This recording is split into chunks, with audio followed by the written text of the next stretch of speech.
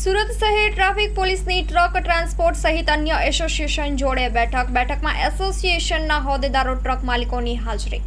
શહેર traffic DCP Amit Vanani અધ્યક્ષતામાં મળેલી બેઠકમાં 200થી વધુ લોકોની ઉપસ્થિતિ. હાઈવે પર લેન ડ્રાઇવિંગની અમલીકરણ કરાવવા બેઠક મળી. તમામને 1 અઠવાડિયાનો સમય આપવામાં આવ્યો છે. અમલીકરણ નહીં કરાય તો કડક કાર્યવાહીનો નિર્દેશ કરવામાં આવ્યો છે. હમણાં સુધી 2000 જેટલા વાહનો સામે કાર્યવાહી કરવામાં આવી છે. બેઠકનો મૂળ હેતુ હાઈવે પર બનતી અકસ્માતની ઘટનાને અટકાવવા અને લેન ડ્રાઇવિંગના નિયમોનું ચુસ્ત અમલીકરણ કરવાનું છે. સુરતથી રિપોર્ટર સતીશભાઈ કુંભાણી સાથે કેમેરામેન ચિંતન ગજેરા.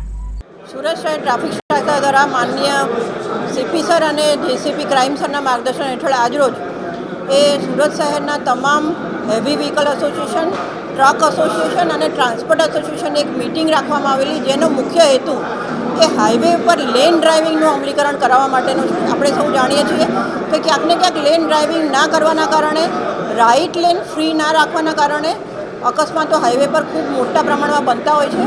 અને હાઈવે પર બનતા અકસ્માતો ઘટાડવા માટે અને જેટલા પણ હેવી વ્હીકલ છે એ લેફ્ટ હેન્ડ સાઈડની લેન પર ડ્રાઇવિંગ કરે તેના માટે એક તમામ ટ્રાન્સપોર્ટ એસોસિએશનની મિટિંગ રાખવામાં આવેલી.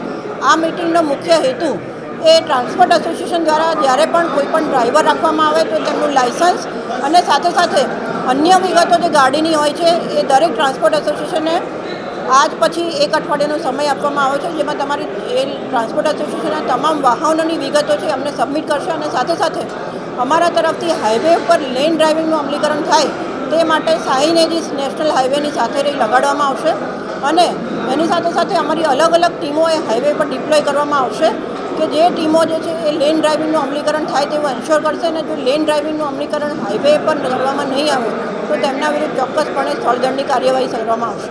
જાહેરનામાનો ભંગ થાય ત્યારે એવા અમે અત્યાર સુધીમાં કુલ 2000થી વધારે બારદારી વાહનો વિરુદ્ધ શિક્ષાત્મક કાર્યવાહી કરેલી પણ છે. પરંતુ અત્યારનો જે વિષય છે એ હાઈવે પર જે અકસ્માત થાય છે એ અકસ્માત ઘટાડવા માટેનો મુખ્ય વિષય છે અને જેમાં દરેક ટ્રાન્સપોર્ટ એસોસિએશનની મદદ પણ માગવામાં આવેલી છે. માં motor driving, safe and sure driving.